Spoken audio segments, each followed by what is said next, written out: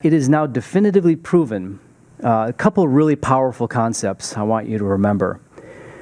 One is that it's now proven that, like I said, talent and intelligence is not the predictor of being great at anything.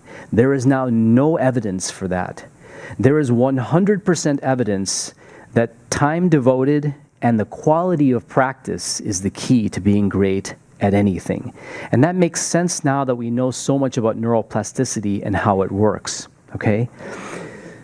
A shortcut way of getting to neuroplasticity, time, focus, and emotions, is feedback. That's made me think of that at the beginning there. Feedback tolerance, the key to being genius of anything, and I'll show you, it doesn't matter what you want to be genius of. The key to being genius is how much feedback you can tolerate. That means it could be a genius stay-at-home parent, it could be a genius teacher, a genius CEO, a genius janitor. It actually doesn't matter. Feedback tolerance is the key to growing your neural networks.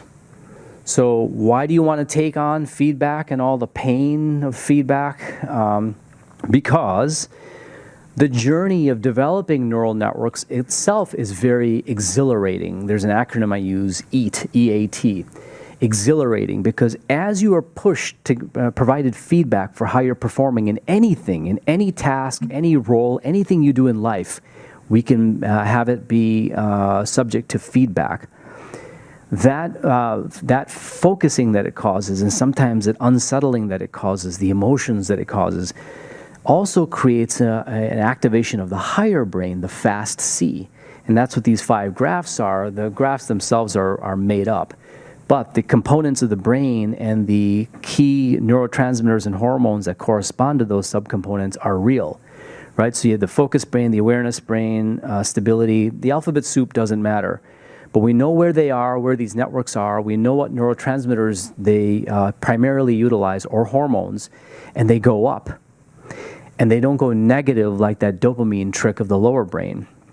Why this matters is that as you push yourself to be really good at something, it's exhilarating. And then you develop more neural networks. Then your higher brain also becomes more activated.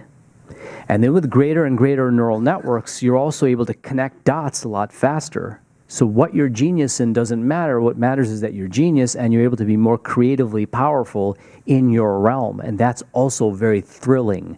EAT. Energized, activated, and thrilled.